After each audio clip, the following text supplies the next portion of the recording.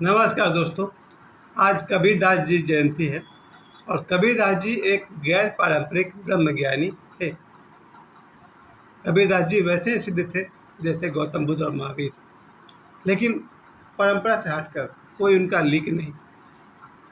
हम जो भी कबीरदास जी के बारे में समझ पाए, ओशो के कारण समझ पाए।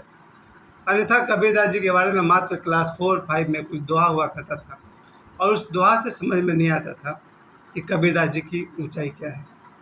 यदि देखा जाए तो बचपन से क्लास 5-6 से पढ़ता आ रहा हूँ कबीरदास जी के बारे में, कबीरदास जी के दोहे।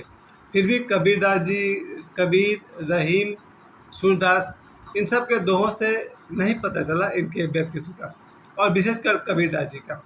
ये तो जब ओशो ने मुझे बताया कि मूल बांध सर गगन समाना, तब मुझे समझ में आया कि कबीरदास जी ब्रह्मज्ञानी हैं।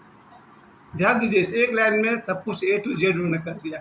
मूल बांध सर गगन समाना, वो कहते हैं मूल बंध योग करो।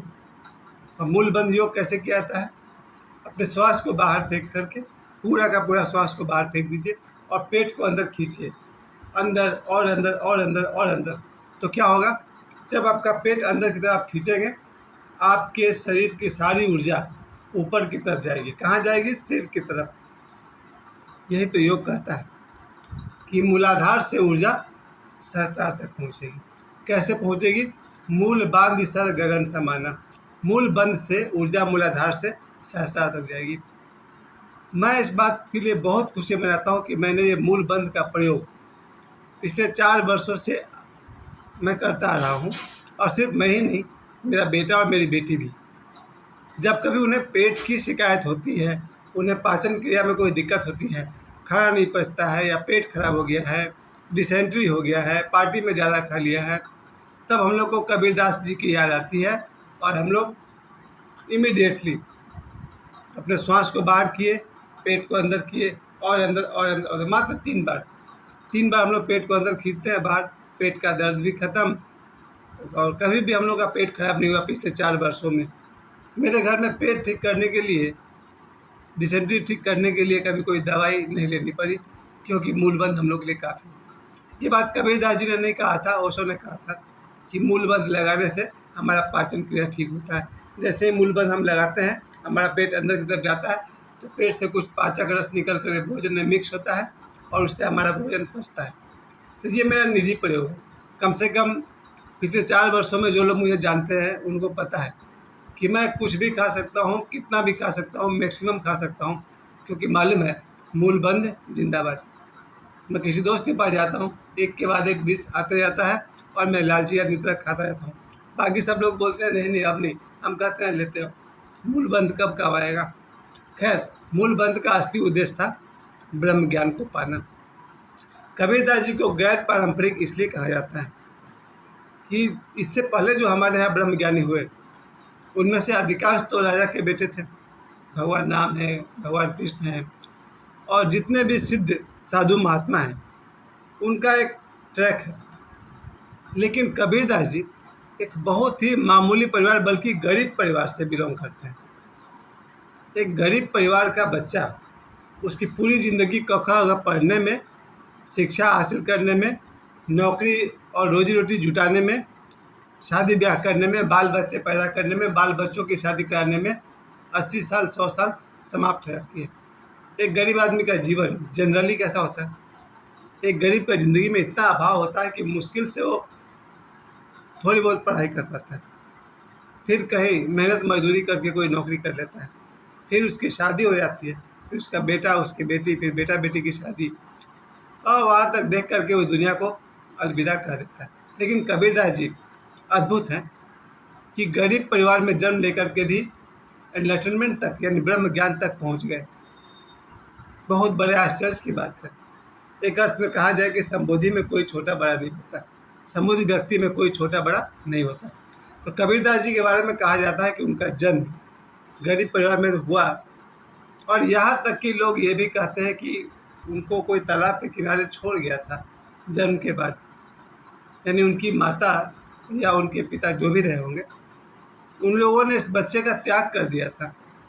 तो वहीं पर नीरू और नीमा नाम के पति पत्नी जो मुसलमान थे उन्होंने कबीरदास जी का पालन पोषण किया। ज़रा सोचिए, एक बच्चा गरीब परिवार में पल रहा है, मुसलमान परिवार में पल रहा है, और वो जाकर के बाद में रामानंद जी के यहाँ दीक्षा लेता है। यही मैं कह रहा हूँ, गैर पारंपरिक मुसलमान परिवार में जन्मा हुआ बच्चा अगर किसी हिंदू सन्यासी से दीक्षा ले रहा है, इसका मतलब साफ है कि भैया कबीरदास जी गैर पारंपरिक हैं, वो किसी परंपरा में बनने वाले नहीं हैं। इसके अलावा रामानंद जी के साथ एक और बहुत ही मधुर घटना आती है कि जब वो रामानंद जी के पीछे ही पड़ गए कि भाई मुझे दीक्षा दीजिए, रामानंद जी दीक्षा देने को तैयार नहीं थे, तो कहा जाता है कि एक दिन वो सुबह में 3 बजे के आसपास रामानंद जी गंगा नदी में काशी में स्नान करने जाते थे। तो कबीरदास जी को उनका रास्ता मालूम था, वो सीढ़ी के पास लेट गए और रामानंद जी आए, अंधेरे में उनका पैर कबीरदास से टकरा गया। तो उन्होंने कहा राम राम। रामानंद जी ने कहा कौन है भाई, कौन है? कबीरदास जी उठे, बोले मिल गई मुझे दीक्षा, मिल गया मुझे गुरु मंत्र। रामानंद जी ने कहा भाई कब? मैंने तुमको दीक्षा दिया। बोला अभी अभी, आपके चरण मेरे से लग गए और आपने जो राम राम कहा वही मेरा महामंत्र है। और कबीरदास जी रामानंद जी परंपरा के शिष्य बन गए और रामानंद जी के ही शिष्य बन गए। इसके बाद इनके दोहा पर अगर आप दृष्टि डालिएगा तो उन्होंने अंधविश्वास को या फिर धर्म के नाम पर अगर कोई पाखंड चल रही हो या धर्म के नाम पर कोई बाहरी एक्टिविटी चल रहा हो, उस पर उन्होंने बड़ा कठोर प्रहार किया, जिसके लिए हिंदू वर्ग का बहुत बड़ा हिस्सा उनसे नाराज हो गया। और जो सम्मान तुलसीदास जी को मिलता है वही सम्मान कबीरदास जी को नहीं मिलता है। तुलसीदास जी का ग्रंथ घर घर में है, पर आपने कहीं देखा है कबीरदास जी का ग्रंथ घर घर में हो? जो सम्मान तुलसीदास जी को मिला वो सम्मान कबीरदास जी को नहीं मिला, क्योंकि कबीरदास जी सीधा ही कहते हैं कि पत्थर पूजे हरि मिले तो मैं पूजूं पहाड़। अब कबीरदास जी कहते हैं पत्थर की पूजा करने से क्या होगा? अगर पत्थर की पूजा करने से हरि मिलता है तो मैं पहाड़ की पूजा कर लूँ। तासे वो चक्की भली पीस खाए संसार, तो उससे तो बढ़िया वो चक्की है, मैं उसकी पूजा करूँगा जिससे लोग गेहूँ पीस करके पूरे दुनिया के लोग खाना खा रहे हैं। अब जरा सोचिए, कोई आदमी इस तरह की बात करेगा कि पत्थर पूजे हरि मिले तो मैं पूजूं पहाड़, तासे वो चक्की भली पीस खाए संसार। वही लोगों को तो बुरा लगेगा ना कि हम लोग का मूर्ति पूजा का आदमी विरोध कर रहा है। फिर दूसरी तरफ उनका आता है मुसलमान लोग को, जब वो अजान देते हुए देखते हैं तो वहाँ वो कहते हैं, वहाँ भी उनका कुछ है बहरा हुआ खुदा है, ऐसे करके कुछ है उनका। अजान के भी खिलाफ उन्होंने बोल दिया कि क्या खुदा बहरा हो गया जितना जोर से ऊंचा पर मीनार पर चढ़ के मुल्ला चिल्ला रहा है। तो भाई कबीरदास जी ने दोनों को नहीं छोड़ा। तब हिंदुओं को कह दिया वो पत्थर पूजा वाली बात, मूर्ति पूजा वाली बात, सरल से कह दिया कि भाई ये इतना जोर जोर से क्यों अजान दे रहे हो, क्या खुदा बहरा हो गया? इसका मतलब ये हुआ कि आदमी परम सत्य को जानते थे और परम सत्य को जानने का वो सीधा मार्ग बता रहे वो कि भाई योग में उतरो, ध्यान में उतरो। इतने कठोर कबीरदास जी का जो बेटा हुआ, अगर उसको की मान कर चले तो कबीरदास जी से भी 10 कदम आगे। अगर कबीरदास जी सिद्ध है तो कमाल महासिद्ध है, कबीरदास जी का बेटा महासिद्ध है। यहाँ तक कि कबीरदास जी की एक बेटी भी है, वो भी सिद्ध है। आश्चर्य है, कबीरदास जी का परिवार एक तो गैर पारंपरिक, मैं इसलिए भी कह रहा हूँ कि जनरली पुराने जो ऋषि मुनि हुआ करते थे या तो ब्रह्मचारी हुआ करते थे और ब्रह्मज्ञानी हो जाते थे, या फिर विवाहित होते थे और आश्रम जंगल में रहते थे। लेकिन कबीरदास जी विवाहित भी हैं, उनके 2 बच्चे भी हैं और हमारे ही समाज में रहते थे, कपड़ा बुनने का काम करते थे, जुलाहे थे। और इसके बाद भी कोई ब्रह्म ज्ञान को उपलब्ध हो जाए, गौतम ऋषि, कपिल मुनि की तरह सिद्ध और ब्रह्म ज्ञानी हो जाए, गोरखनाथ की तरह हो जाए, बहुत बड़े गौरव की बात है। उनको गोरखनाथ जी के समानांतर भी कहा जाता है। तो बात सही, कबीरदास जी का इतना ऊंचाई पर जाना, सबसे बड़ी बात तो मैं अभी भी कहना चाहूँगा कि कबीरदास जी, उनका बेटा जो कमाल, उनके बारे में बात किया तो बहुत लंबी बात निकल जाएगी। कम से कम इतना जरूर कह सकता है कि कबीरदास जी एक गरीब परिवार का लड़का, एक मुस्लिम परिवार में पला बढ़ा लड़का, हिंदू और मुस्लिम दोनों की आलोचना करने वाला, ब्रह्म ज्ञान तक पहुंच गए। और न सिर्फ पहुँचे, उन्होंने ईड़ा पिंगला सुषुम्ना जो योग की प्रक्रिया है उसको भी उन्होंने समझाया। कबीरदास जी का जितना भी दोहा याद किया जाए उससे आपको समझ में आता है कबीरदास जी जैसे ब्रह्मज्ञानी बिरले ही होते हैं और सबके लिए मार्ग खुल गया।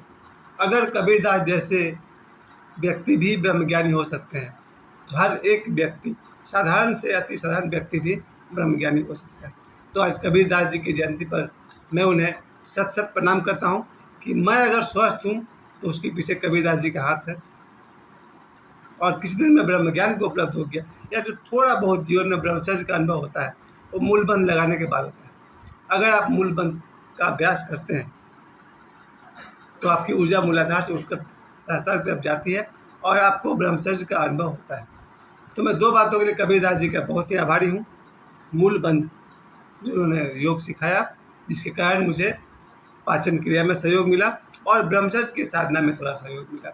कबीरदास जी को अपना अपना प्रणाम और मुझे समय देने के लिए आप सभी को भी बहुत बहुत धन्यवाद।